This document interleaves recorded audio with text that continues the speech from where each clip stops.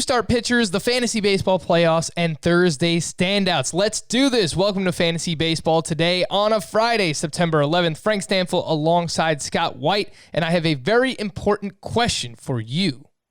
Me? Yeah, for you, Scott. Are you a fan of sweet and savory food items, the salty sweet combos? Well, that would be a broad spectrum of food, right? That's being covered there. I don't see why not. But do you actively seek them out? Sweet and I don't know. I guess. Why are you asking? This is weird. Don't worry. You're going to find out a little bit later on in the podcast. But I am a huge fan. Chocolate-covered pretzels, pretzels that are filled with peanut butter. I think they're both fantastic. You dip your bacon in the syrup after you finish your French toast or your bacon, your pancakes, your waffles, whatever it might be. But sure. A little bit more on that later on. I was thinking like Chinese food. All right. That can work too. I love Chinese food. Chinese food connoisseur, Scott. What's your go-to item? Probably Mongolian beef. Mongolian beef. Yeah. I don't know that I've ever had that. Ooh, you're missing out. That's some sweet and savory right there. I also like, from some places I like pepper steak and General Tso's chicken, right? Oh, that's a great one. That's a classic. Sweet and spicy. Yeah, that's a classic. Chicken and broccoli, of course. We've got boneless spare ribs are great. Chicken and garlic sauce.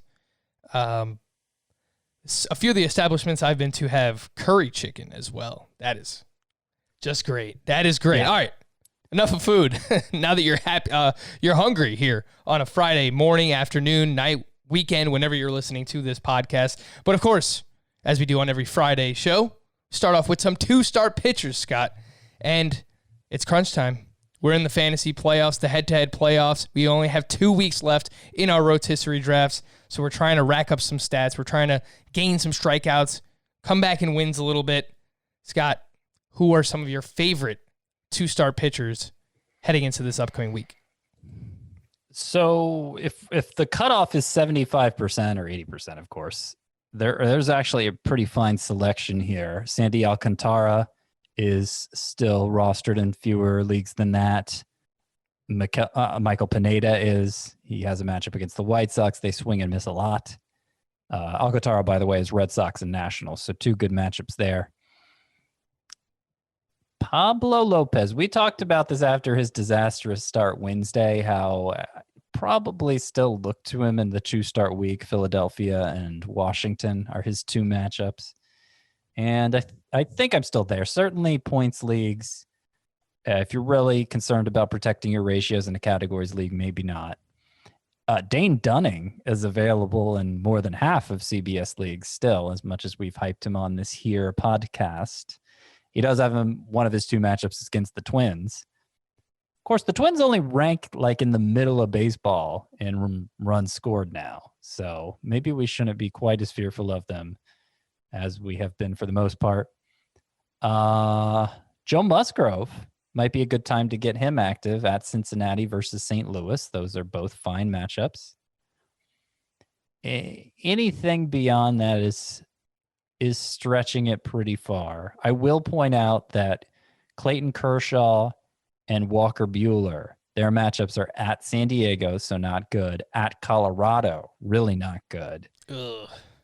I think both are must starts. I have them both in the must start range of my rankings, even though they weren't so great last time out. Those two scary matchups. Yeah, don't get cute with it. You need to ride those horses all the way to the barn.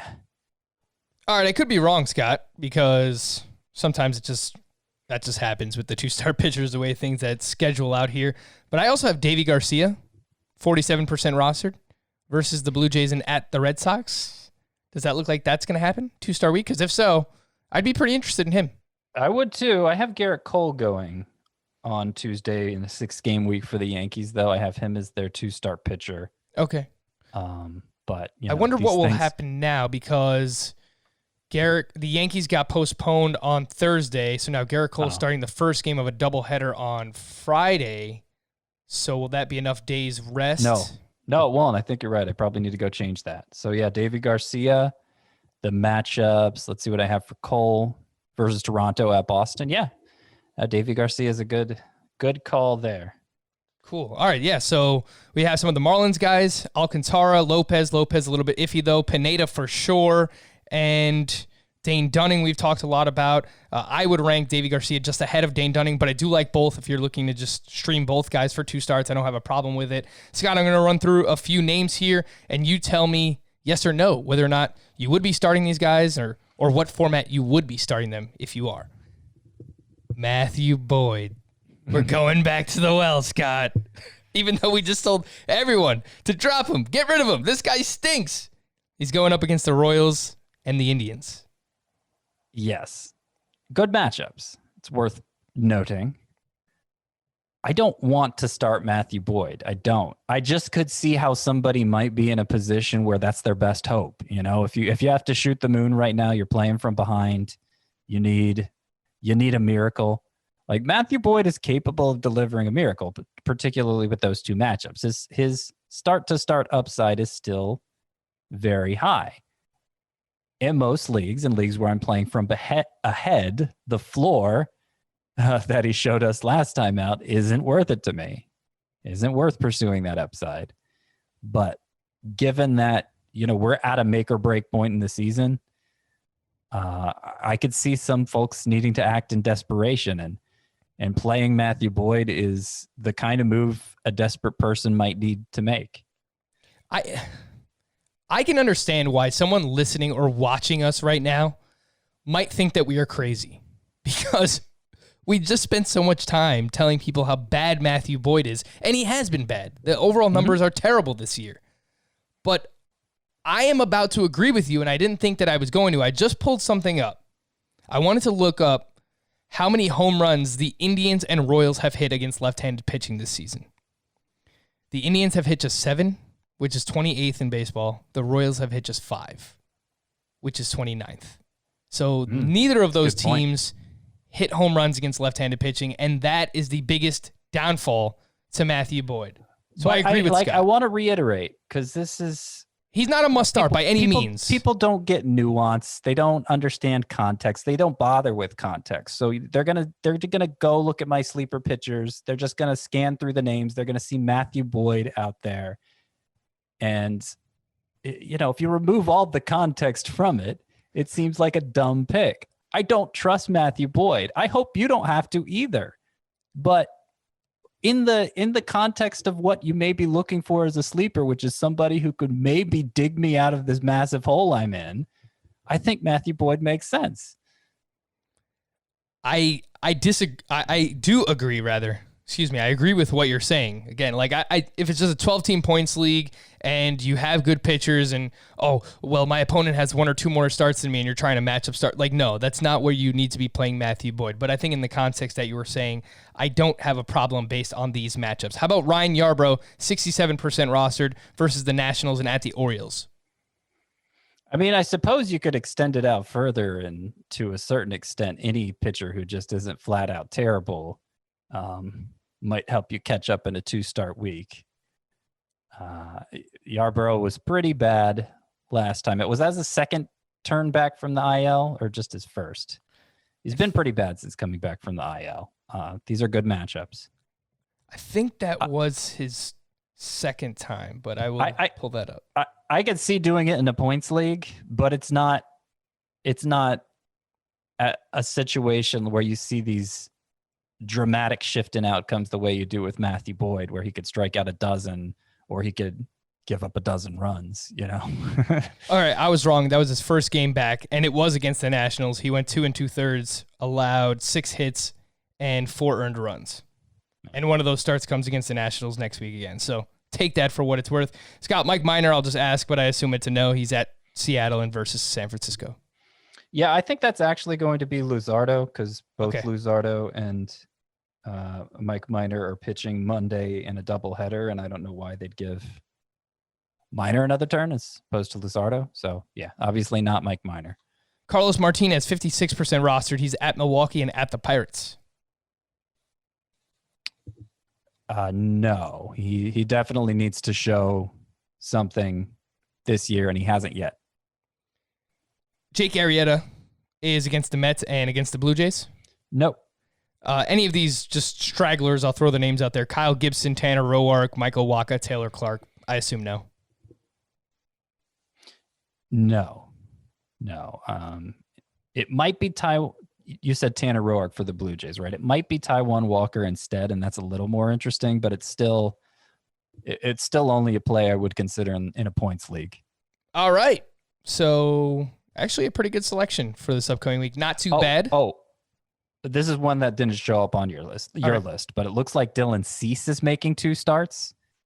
And Dylan Cease are they both against terrible teams as always? No. Well, Minnesota and Cincinnati. Cincinnati's actually ranks very low in runs scored this year, but I still think that offense is dangerous, even though it hasn't shown it this year. And Minnesota, of course, is dangerous. Though, as I mentioned earlier, maybe not as dangerous as we've been making it out to be. Still, it's not Kansas City. It's not Detroit. I would not trust Dylan Cease with those 2 starts this week. This is the regression week for Dylan Cease. I'm telling you, Scott. Yeah. I do not have a good feeling about those matchups. Neither do I. All righty. So we're on the same page, pretty much as always. Let's keep it rolling here. Some, oh my goodness gracious, standouts from Thursday. Oh my goodness gracious. All right, Scott, you're up first. As always, as long as you don't steal my player. I am going to go with Brady Singer, who turned in you know what? Scratch that. We'll get to Brady Singer. All right. I don't have a lot to say about him, just to point out the stat line. Sonny Gray. I know we're going to talk about Sonny Gray a lot. So let's get into Sonny Gray, who was bad. For a second straight start, really bad. His ERA in those 2 starts has gone from 1.94 to 3.94. He gave up 5 earned runs in 3 1/3 innings. In his last 2 starts, really, the control's just been awful for him in his last 2 starts. 6 walks in 4 innings in his last 2 starts. If you're looking for something to be encouraged about, he's also given up 11 hits in those 4 innings in his last 2 starts, but only 2 of those 11 hits were for extra bases. They were both doubles. So it's been a lot of singles, which can happen to ground ball guys sometimes. But it happens less when you're missing bats, and that's what's really changed for Sonny Gray since the start of the season. His whiff rate was great early on. Last 4 starts, it's been pretty bad, and the slider usage has gone way down too. That's normally his big swing and miss pitch. I don't know if he's just not getting the right movement with it right now or what. I don't know if he's lost confidence in it for whatever reason, but he's not throwing it very much and he's not getting the whiffs as a result. I still think because he's such a good ground ball pitcher, he should be able to navigate it pretty well till he gets it back. And like the Reds have invested so much in pitching research with some of the hires they made. I expect him to get it back pretty quickly. I would not be benching him, as ugly as it's been his last 2 times out. You pointed out before the show, Frank, he's starting against Pittsburgh next time out. So, he doesn't necessarily need to be missing a lot of bats to turn in a great start against that team. And maybe it'll come back. Maybe the slide, that's the turn when the slider will come back and he'll deliver this awesome start. And we forget this whole 2-start stretch ever happened for Sonny Gray, but it stinks, obviously, how his ERA is basically doubled in 2 starts, and all that ground that as far ahead as he put you in the ERA category early on, he's kind of lost all of that. And I will just say, I agree with you, first and foremost, that we should continue to start him, because going up against the Pirates, that's the slump buster right there. They are dead last and weighted on base average and weighted runs created plus against right-handed pitching this season. So I would continue to start Sonny Gray with confidence in that matchup.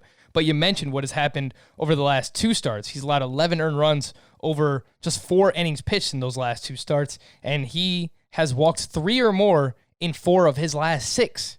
So the command has been an issue, and I've noticed that his first pitch strike percentage is down this year. His chase rate is down this year. So usually those things correlate with walks being up. And also, I pointed this out to you before the show, his sweet spot percentage, which is on his StatCast page, and I haven't done enough research into like sweet spot percentage, but apparently it is the optimal launch angle for which the ball leaves the bat of hitters. And this year, his sweet spot percentage is up 11%. And his line drive rate is also up around 30%. So he is allowing hard contact. His expected ERA, according to StatCast, is like 3.91, and that was before today's start. But with all that being said, I would still continue to start him at least in his next start against the Pirates, and then we'll kind of reevaluate him after that. I feel like we covered every single possible data point for Sonny Gray there between the two of us. That was just a total stat dump. So make of that what you will, everyone. So nerdy, but so worth it. A lot to take in.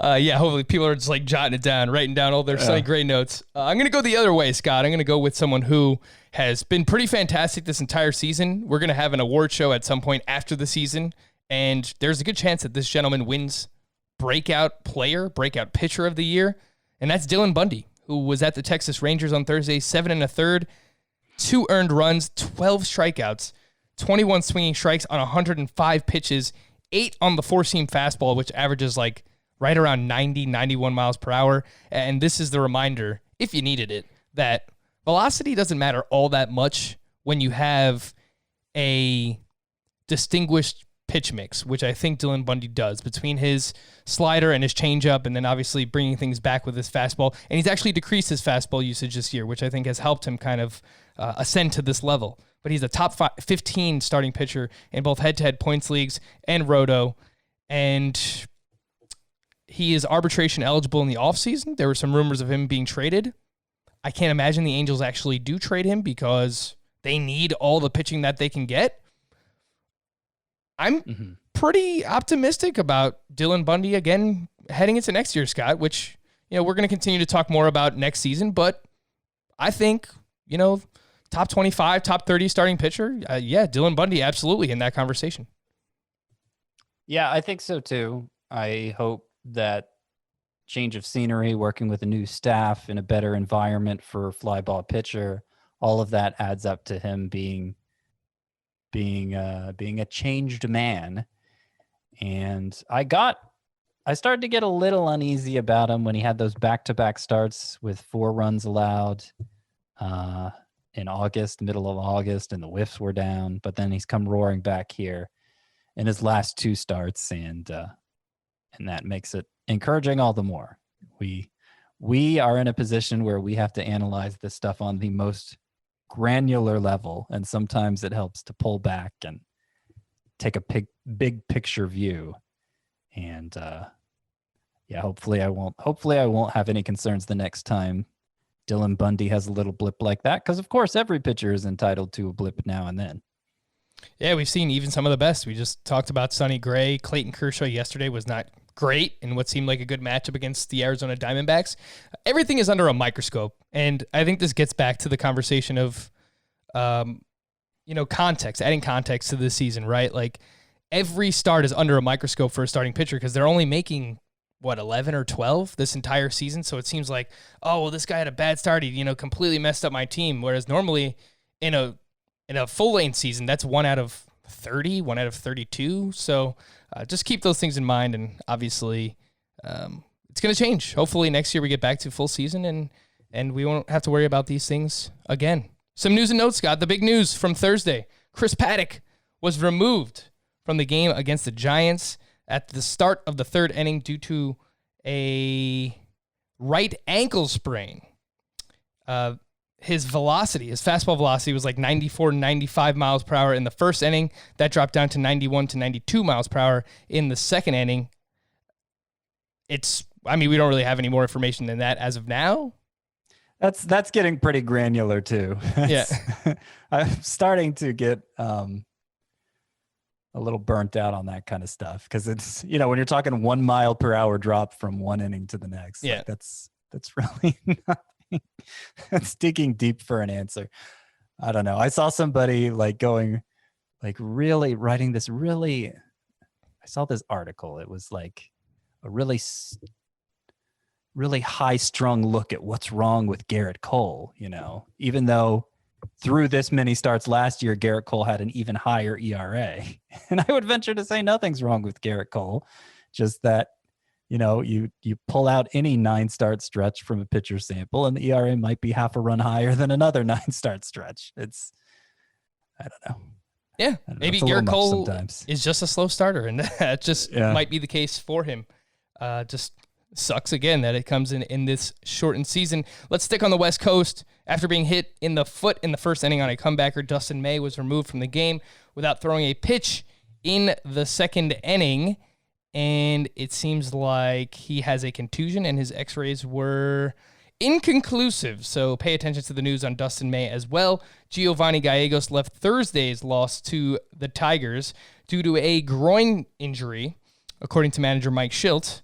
Honestly, I thought he just left due to crappiness because he did not record an out, and he allowed 2 hits and 3 earned runs. So if there is anything wrong with Giovanni Gallegos, Scott, who do you suspect would be the next man up in St. Louis?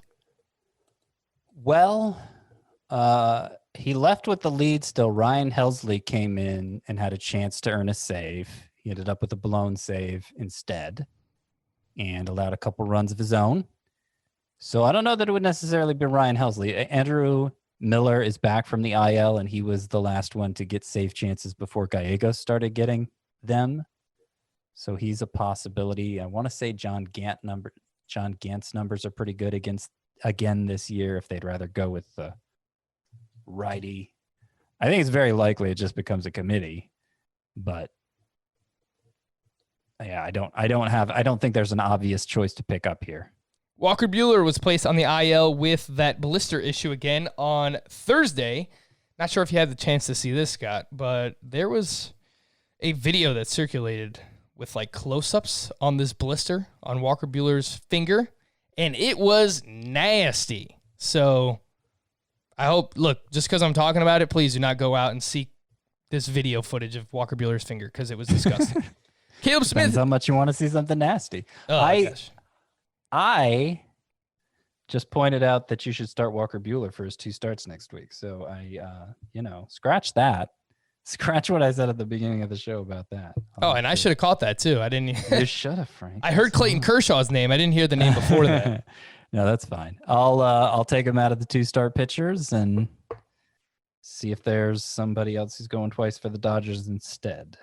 Speaking of seeking out like nasty videos, not that I'm not going to take this down too weird of a path, but Scott, are you one of these people where like if you see a video of someone like breaking a bone or something that you just can't watch it, do you just look away immediately? No, I have a strong stomach for seeing things. I think if I might choose not to watch something for a second time for moral reasons. No, just like that is something I just don't want to see. I'm not sure it's something that needs to be broadcast anywhere. But no, like just a broken bone, that's not a big deal to me. Oh man, I've lost my stomach the older I've got. I just things that I used to be able to watch. It would be, random stuff like UFC, like a guy kicks another guy's leg and boom, his leg just like snaps automatically. And there was like this wrestler back in the day, Sid Vicious, who jumped off the top rope in a wrestling match and his leg just completely snapped. It was disgusting. I don't know why I'm thinking about it, but Walker Bueller's finger made me think about that. Caleb Smith is starting on Friday for the Diamondbacks. Apparently, he threw 70 pitches in an intra-squad game. He is 34% rostered, and he is at the Angels next week. Any interest in Caleb Smith, Scott? I mean, no, not really. Yes, I'm interested in seeing how it goes, but am I going to pick him up out of the blue and play him, given that he has walk issues and fly ball issues? No, I'm not. That seems really risky. But a good strikeout profile, and it's possible we have not seen the best version of him yet. This came out late on Thursday night. Zach Wheeler was scratched from his start this weekend because he has a problem with his middle finger. He got his nail caught while putting his pants on.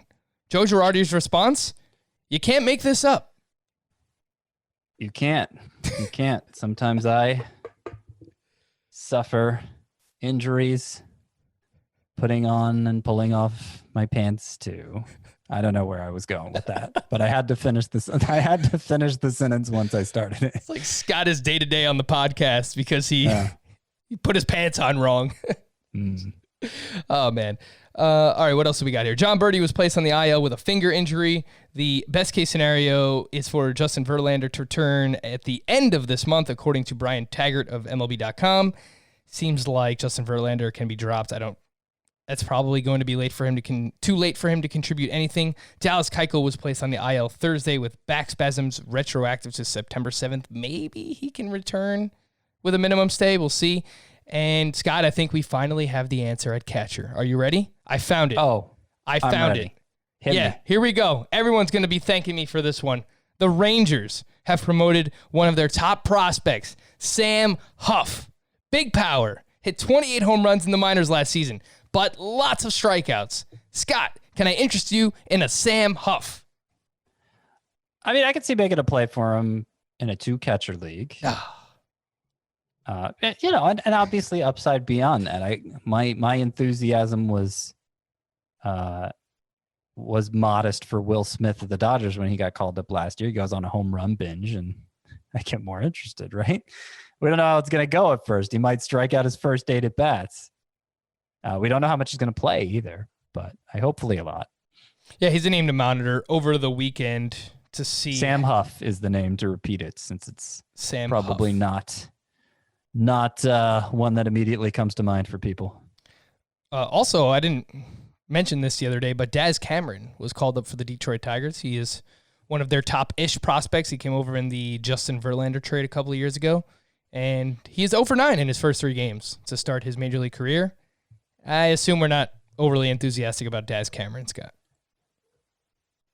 Yeah, his minor league career's mostly been underwhelming. He's had a few bright moments, but he has a lot to prove. He had 214 at AAA last year when everybody was going nuts there.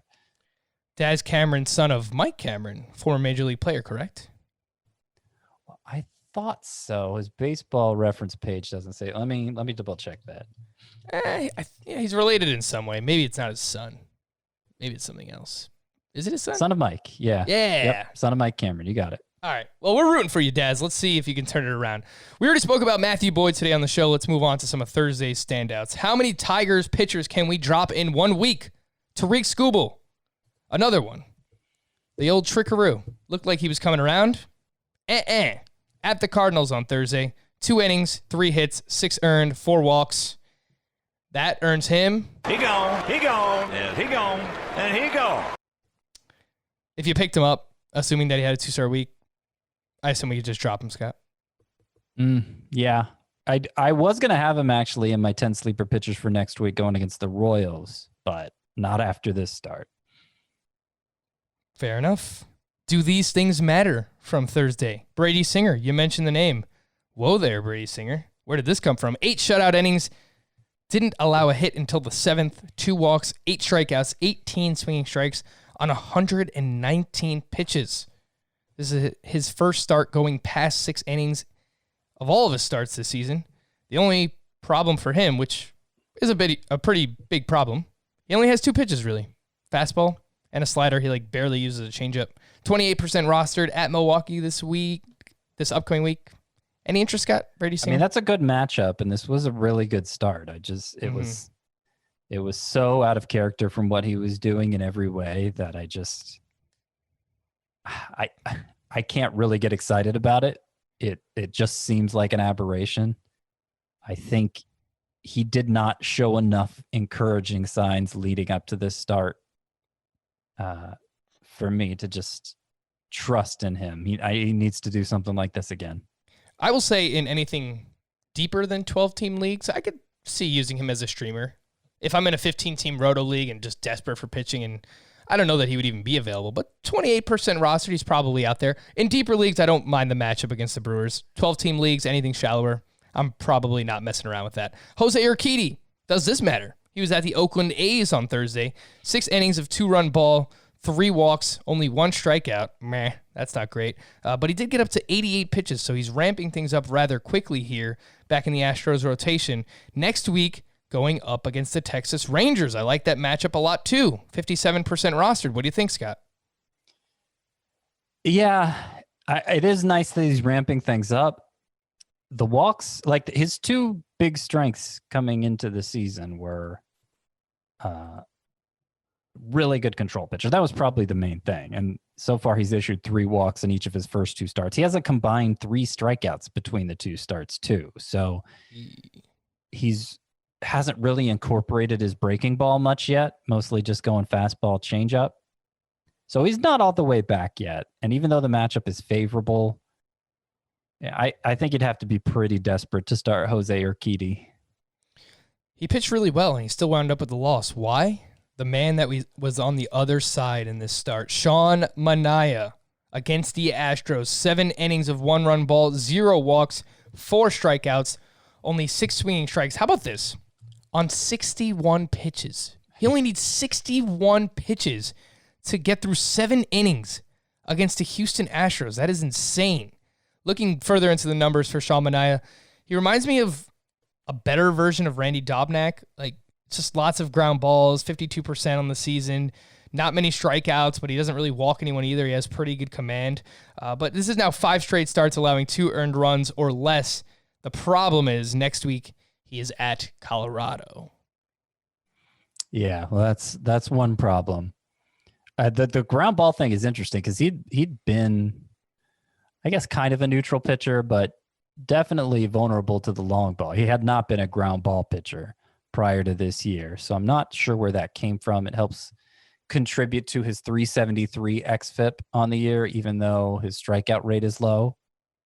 And then, of course, yeah, that matchup at Colorado, that seems dangerous. It's just been a really weird year for Shaun Manaya, and I don't know. I could see it all going up in smoke. He's something like 90% rostered on CBS, so even if you do own him, he's pitched well. I don't think you can start him at Colorado, even in deeper leagues heading into next week. Scott, does this matter? Madison Bumgarner against the Dodgers, 5 innings, 7 hits, 2 earned, 2 Ks. What do you think? He's still throwing like 87, 88, right? Yeah, 88.1 miles per hour on the 4-seam. Yeah. No, I don't. Just because he managed to limit runs to an extent in this start, and it's not enough on its own. And no. Trying to pull up who Madison Bumgarner faces next week, and that would be at the Angels. It's not a terrible matchup. How are they doing against left-handed pitching? Not really great this year. Deeper league start, again, I can't start him in 12-team leagues. Someone that you brought up to me, Scott, I think when we were off air, actually, Jared Walsh, recently recalled for the Angels, a former prospect of theirs. 2 hits on Thursday. He hit his 3rd home run in his past 5 games. Last season, he hit 36 home runs at AAA. He is just 1% rostered. I'm not saying he's a must-roster player by any means, but like 1%, that should probably be higher. I think someone somewhere can use Jared Walsh.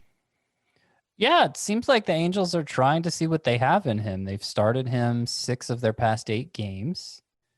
And you pointed to the ridiculous numbers he had in the minors last year. He's not really so much of a prospect. He's one of those limited guys who's limited defensively, but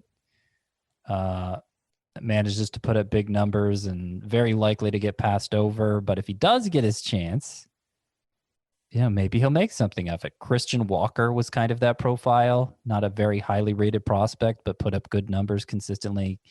Same organization, Kevin Crone is that player, and he still hasn't really gotten that chance.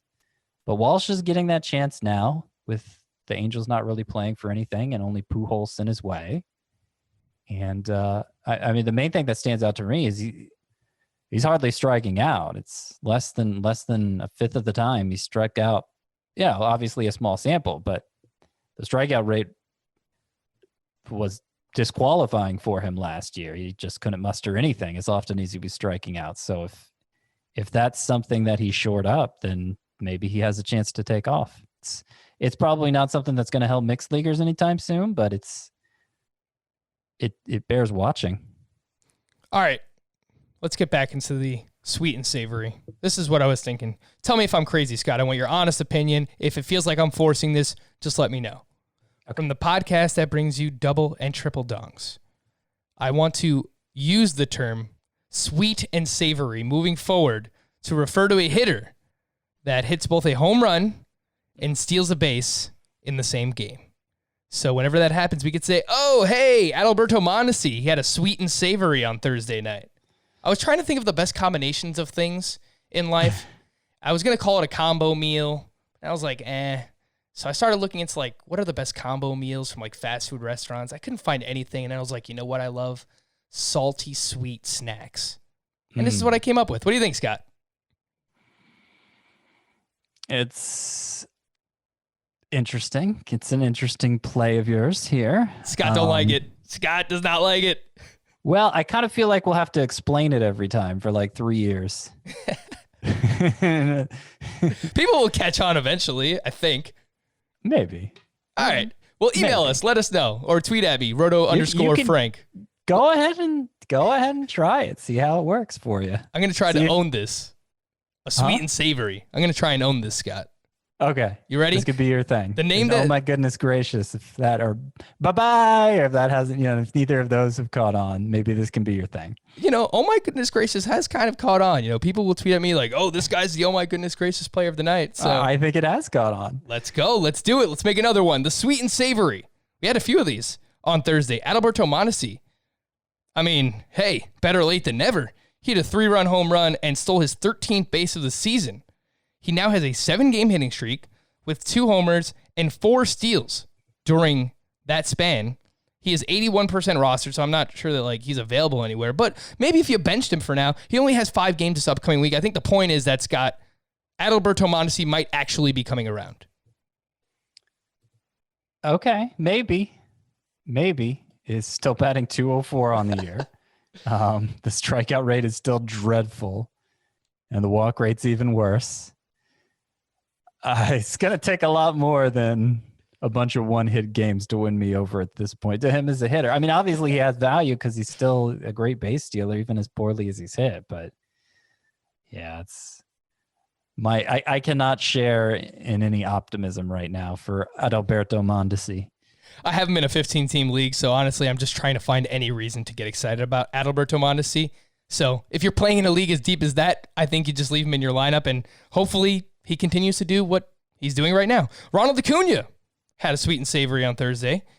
He is now up to 11 home runs and 5 steals, even with the time that he has missed. So, hey, we did our mock draft earlier in the week, Scott, and you took Ronald De Cunha first overall in a Roto League. I don't have a problem with it. The last one, Tyler O'Neill.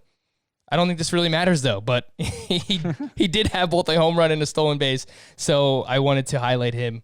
I don't really think there's anything to see there with Tyler O'Neill. That was his sweet and savory, huh? Then he took an offer in game 2, so man, who knows? There's definitely a lot of power potential there for Tyler O'Neill, but it's the same. We've been preaching that for like 3 years now, and what's he batting on the year? 188. Come on, Tyler. Good physique can only take you so far in baseball. Ask Giancarlo Stanton how he's doing. All right. 192 for Tyler O'Neill. That was close. Take a quick break here. Quickly remind you that you should be watching CBS Sports HQ. You can download it for free. You can watch it on your phone. You can watch it on your Roku, on your Xbox. You can watch CBS Sports HQ live on your laptop while you're working if you want to. Just go to cbssports.com. There's a little tab up there that says watch, so you can watch it there as well. And highlights, analysis, betting, fantasy advice. It's quite awesome, so make sure you download and watch there. And please subscribe to our YouTube channel. Honestly, you don't even have to watch. We would appreciate it if you do watch us, but for all the people that download and listen to the podcast, which I do very much so appreciate it, just subscribe. YouTube.com/fantasybaseball today. Just head on over there and hit the subscribe button. All right, when we come back, we are going to go over the rest of Thursday's action. There's not really much more to get to, but a few other items to hit on and helping you set your lineups. The Week 9 planner. Heading into next week, we'll do that here. Fantasy Baseball Today. Early round studs being studs on Thursday. Not really much to add here, but I just want to show these guys some love. Mike Trout hit his league-leading 16th home run of the season. I'm pretty sure it still has not landed. He is batting .296 with an OPS over 1,000. I know a couple of weeks ago, his batting average dipped below 270. I think we got an email like, Trout is not the first overall player. And just like that, boom. He's still leading the league in home runs, and he's still awesome. Freddie Freeman had a double dong, and just like that, he is up to 10 home runs and 42 RBI. And according to StatCast, Freddie Freeman is currently the best version of himself that we have ever seen before. Even before the 2 home runs on Thursday, he was in the 95th percentile or better in expected batting average, expected slugging percentage, and expected WOBA. And then Trey Turner stole his 7th base of the season, and just like that, he's pretty much exactly where we wanted him to be at. He's batting .359. He has 9 home runs. That is a 34 home run, 27 steal pace over the course of a full season. Trout, Freeman, Turner. I don't know if there's anything to add, but if you want to, now's the time, Scott. I think they're awesome. That is great analysis, and I appreciate it. I'm not sure what more to say. That is it. The rest of Thursday, Jeimer Candelario had 5 hits and 2 home runs. I believe it was 2 home runs across 2 games. Was it 2 home runs? I might be making that up. It was, yeah. He had a homer in each game. Okay, so just a reminder. I mean, we continue, it seems like we've talked about the same waiver wire hitters every single day, but these players are performing right now. He only has 6 games next week, which is not phenomenal. Yeah, only 6 games next week, and they second worst matchups for the Tigers. For hitters, they face the Indians rotation for 4 of those 6 games, so you can imagine what their matchups look like based on that.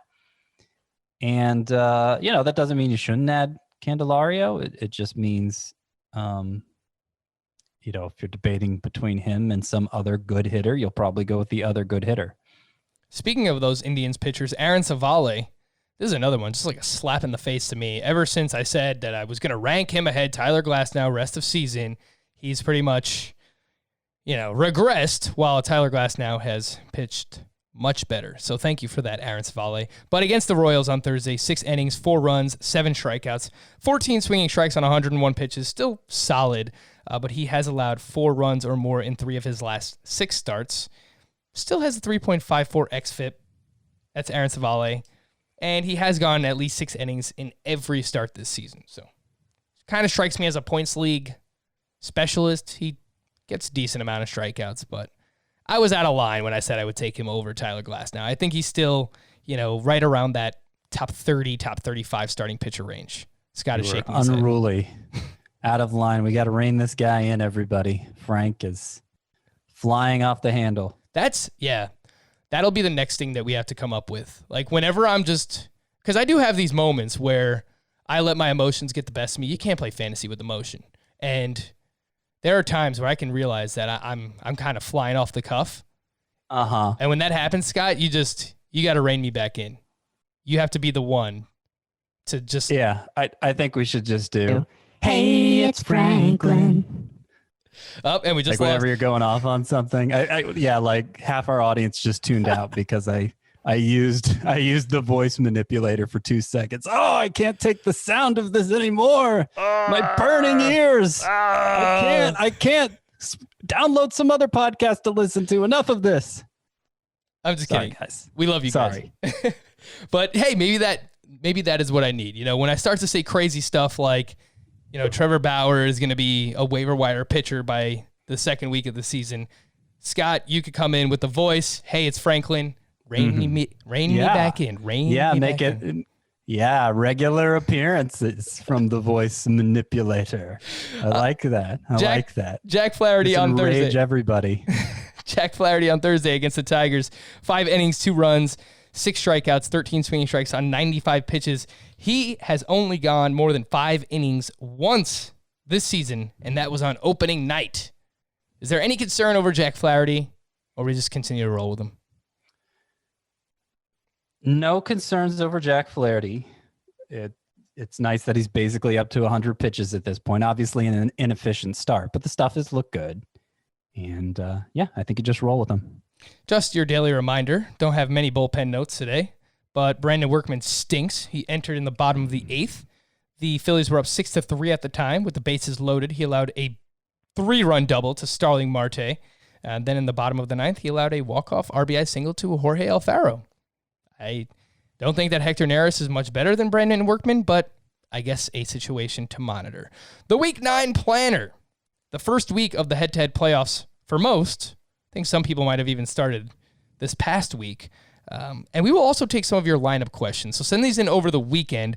We'll answer these on Monday's podcast, which we record Sunday night. It's usually our weekend recap, and it's usually a crazy because we're covering so much stuff from the weekend. But I do want to answer some of your lineup-specific questions. So email us over the weekend, fantasybaseball@cbsi.com. Put lineup help in the subject line, and we'll try to get to as many of those as we possibly can. Some single-start streams, yay or nay, heading into next week. Scott, Spencer Turnbull at home against the Cleveland Indians. No, I would not do that. How about Tyler Anderson at Seattle? Mr. Anderson, I would not do that either. How about Dakota Hudson at the Pirates? That's a decent one. I wanted to include him in my 10 sleeper pitchers, but he didn't quite make the cut. However, I think that's a fine option if you're hurting for options. Okay. How about Danny Duffy at the Tigers? Also a fine option if you're hurting for options. Adrian Hauser against the Royals. A less than fine option, but I think a usable one if you're really in a pinch. Griffin Canning at home against the Diamondbacks. That's going too far, Frank. Too far. Really? I think I'd rather use him than Adrian Hauser. Well, it's the difference between you and me, Frank. One of us is a winner. Like Adrian Hauser. And one of us is a loser. We'll let you decide. Brett Anderson at home against the Royals. It's a low risk play. It's a low upside play. You could do worse. You could do better. Thanks, Scott. Last but not least, Casey Mize at home against the Indians. We just saw what Brady Singer did against Cleveland. Yeah. Now, Casey Mize has yet to have a start that would really put him on the radar for using in fantasy. All right, some hitter schedules for this upcoming week. Teams with 8 games, we have the Brewers, the Phillies, and the Orioles. Teams with 9 games, the Marlins, the Pirates, and teams with 10 games. A team, not plural. That would be the St. Louis Cardinals. But again, 10 games, Frank. You're undersell. I've never seen any of all the dramatic things I've ever seen. Of all the dramatic things I've ever seen. There you go. A team playing 10 games in a single week. And 3 teams are playing 5 games. That means there's one team playing twice this 2 weeks worth compared to the 3 that are playing 5, which are the Cubs, Royals, and Giants.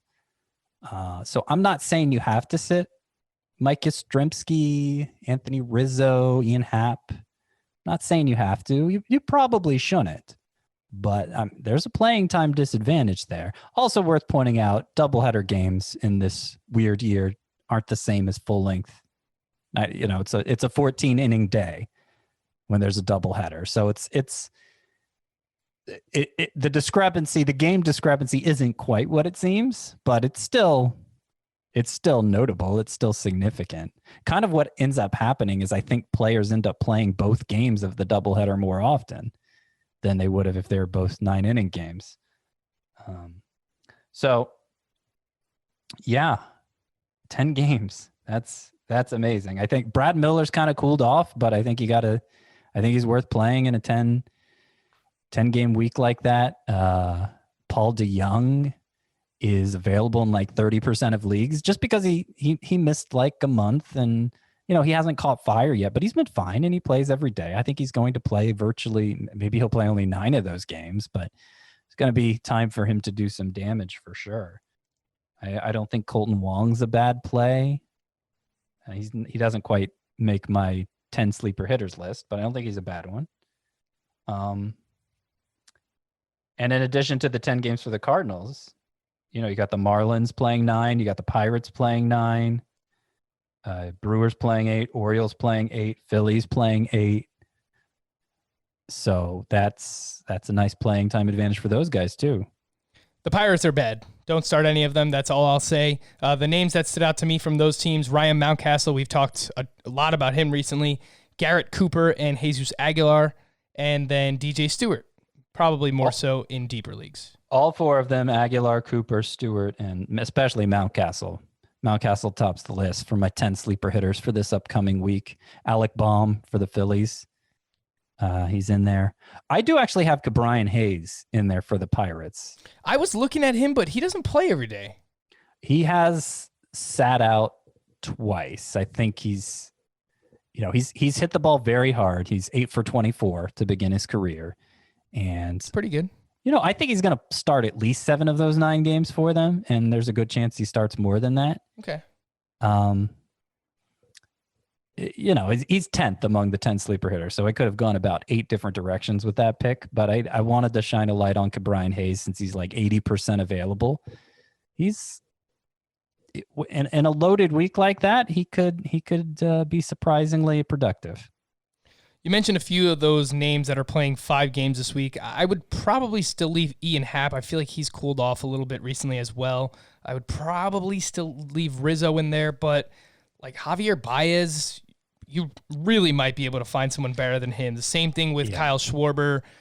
Brandon Belt, has been hot over the past couple of weeks or so, but I don't think that he's a must start in a 5-game week. Chris Bryant, another one who has really, really not been productive this season. So those names specifically stood out to me from the any teams. fringies. I think you really have to consider. I don't consider Happ a fringy or Yastrzemski or Rizzo really. Right. I mean, Baez I could get behind sitting Baez if you have a really good shortstop alternative, but like Wilmer Flores for the Giants or Donovan Solano. Yeah. Probably can do better than them unless it's just a really deep league. Was there anything else you wanted to add, Scott? Any other sleeper hitters you wanted to mention, or just let people find those on the site? I mean, I know as soon as I make any kind of real recommendation of Adam Duvall, it's going to, like, the streaks, he's just going to cool off. I picked him up in my home league. So what we're doing this upcoming week is our lineups are locking for the final 2 weeks, and it's just for the 4 playoff teams, whoever scores the most points. But we start 4 outfielders in that league. It's a 12-team league, and it's a head-to-head points league. And I picked up Duvall, and I think I'm probably going to start him. Look, his matchups next week, he faces the Orioles 3 times, so a bunch of bad pitchers there, obviously. And then the Mets for 3 games. Seth Lugo, okay, that's a tough matchup. But then David Peterson, Michael Wacha, like some really favorable matchups there for Duvall. And like he's gonna cool off eventually, but it's that knowing when a player is going to get hot and when a player is going to get cold, there's just no predicting that really. So I think I don't see how I could advise anyone to sit him coming off the stretch he's on when he has those kind of matchups coming up, Yeah, you don't want to chase the production, but it's something we don't want to ignore either. I don't think that he's a must-add player in leagues with 3 outfielders. But based on those matchups, they sound pretty good. So I think anything a little bit deeper, my home league, 12-team head-to-head points, we start 4 outfielders, that can make sense. Anything deeper than 12 teams, he's widely available. So just keep that in mind with Adam Duvall. I wanted to answer some emails, fantasybaseball@cbsi.com. This one's from Chris. While this question is regarding the 2021 season, it could affect the 2020 fantasy season, as I may elect to trade away potential keepers to bolster my fantasy team for the playoff run. 12 teams, head-to-head categories, 7x7. Keep up to 4 players each season, with keepers filling the draft slot from the previous season's draft round and rolling up 1 every season. So the draft round moves up. Which 4 would you keep? Bellinger in the 1st, Castellanos in the 4th, Ozzie Albies in the 9th, Zach Plesac in the 10th, Kenta Maeda in the 11th, Trevor Story in the 14th. Kyle Tucker in the 16th. Gavin Lux in the 17th. Will Myers in the 19th. Eugenio Suarez in the 20th. Ian Happ in the 23rd. And Casey Mize in the 25th. Which I feel like you could have narrowed this list down just a little for us. I'm sorry, Scott. No, not you. I'm talking to the email. Oh, yeah. I mean, you could have too, let's be honest. Yeah, probably. Ozzy Albies in the 9th seems obvious, right? Trevor Story in the 14th, even more obvious. So those are 2 easy spots filled. Beyond that, I feel like Maeda in the 11th. Yeah. Okay. So it's between Bellinger in the 1st, Maeda in the 11th, and Kyle Tucker in the 16th for me. Usually, if it's somebody, if it's using the first round to keep a player who I know is going to go in the first round, I do it because it's very likely all of those players are kept with a first round pick. And you don't want to be the only team without a first round type stud, you know. But that's really good value for both of them. Maeda in the 11th and Tucker in the 16th. I think this is one situation, especially since I'm kind of projecting Bellinger to be a late first rounder. I think I'd forego Bellinger. And so the 4 would be Albies in the 9th, Maeda in the 11th, Story in the 14th, who himself is a first round caliber bat, and then Tucker in the 16th. I don't hate Eugenio Suarez in the 20th either. To me, there's not that much difference between keeping a guy in the 16th round and keeping a guy in the 20th round. Yeah, and I think Kyle Tucker probably has more upside. I mean, he's certainly going to be drafted higher next year unless Suarez just goes bonkers over the last 2 weeks. This next one's from Alan. I play in a 10-team head-to-head categories league in which you can keep 6 players that count as your rounds 1 through 6 picks the next year. First 5 planned keepers are Ronald De Cunha, Trey Turner, Freddie Freeman, Shane Bieber, and Yu Darvish. Oh my, that is great. Players in consideration for the 6th slot would be Glaber Torres or Marcell Ozuna. Who has the better keeper value between Torres and Ozuna? Torres. Ozuna's younger. Infield positions are all pretty deep, but there's still something to be said for having a guy who, if you lose an infielder in season, it's harder to find a guy to fill that specific place as opposed to just another outfielder, Mm-hmm. But yeah, Torres is definitely the better keeper. He also added, one of the teams eliminated from the playoffs have shown interest in Ozuna, and they have Giolito, Bueller, and Scherzer. Am I crazy for even thinking about holding on to Ozuna if those guys are on the table? Oh, yeah. You're loco. Yeah, I agree. Giolito would probably be the one I'd go for. But it's any one of them for Ozuna I'd do and keep over Torres. I was kind of, when I answered this question, I was kind of thinking in the context of like dynasty versus a 10-team league where you keep just a handful of players. I don't think Torres is necessarily a must keep in this format, especially if you have one of those stud pitchers you could keep instead. This one's from Bill. Sixto continues to impress and is now entering my keeper thought process. I have 2 spots open, with one currently being occupied by Jack Flaherty at a good draft value, 20th round. For the other, I can keep Plesac or Sixto at last round value. Which one of those would you keep, Scott? Sixto Sanchez.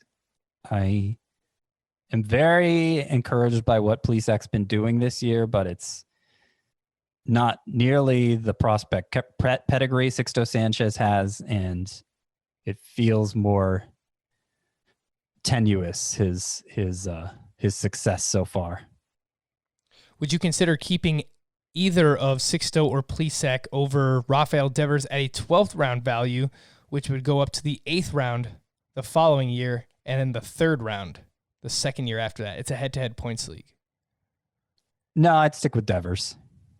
So Devers in the 12th over Sixto in the final round. Well, over Plesac. You get to keep Sixto and Devers, right? Yeah. I mean, if it came down to it, I think I'd keep, just hypothetically for anyone listening out there, if it came down to Sixto in the last round or Devers in the 12th, that's actually a pretty tough call, but I think I'd stick with Devers too. Let's quickly hit some Friday to stream or not to stream. Some must starts. Garrett Cole against the Orioles, Aaron Nola at the Marlins, Jacob deGrom at Toronto/Buffalo, Blake Snell versus Boston, Shane Bieber at Minnesota, Kenta Maeda versus Cleveland, Lucas Giolito versus Detroit, and Luis Castillo at St. Louis. Scott, Brandon Woodruff versus the Cubs. He's kind of faltered. I don't know that he's still a must-start. Would you start him? Yeah, I pretty much think of him as a must-start still. Okay. How about Tanaka at home against the Orioles? I'm still wary of him overall, even though has an ERA around 3, but that's obviously a matchup that makes him worth starting. Trevor Rogers at home against the Phillies. I feel like the Phillies have become a pretty tough matchup, right? Trevor Rogers is a left-handed pitcher, correct? He is. So let's see how the old fighting Phils have done this season against lefties. They are 4th in weighted on-base average against left-handed pitching this season. Yeah. I was leaning towards sitting Rogers anyway. I think that clinches it. Fair enough. How about Chris Bubich, who is going up against the Pirates? It's risky, but his changeup has been so good his last couple outings. The whiffs have gone up. Obviously, a great matchup. I kind of like it. I don't think he's must start, but I kind of like it. Mike Fiers at Texas? No. Griffin Canning, I'm not even going to say it. German Marquez versus the Angels in Coors Field? If you need strikeouts, you need wins, you need just volume because it's a points league, then yes. Otherwise, no. If you need your ERA or whip blown up, then it's also a yes. Johnny Cueto at the Padres? No. Garrett Richards at home against the Giants? No. Yusei Kikuchi at Arizona? You say Kikuchi, I say no. Caleb Smith at home against the Mariners? No. Alrighty. Another week is in the books, one step closer to the fantasy baseball playoffs. And a reminder that over this weekend, send us some of your lineup questions, fantasybaseball@cbsi.com. Put lineup help in the subject line. He is Scott White. I am Frank Stanfield. Thank you all for listening and watching Fantasy Baseball today. Have a fantastic weekend, and we will talk to you again on Monday. Bye-bye.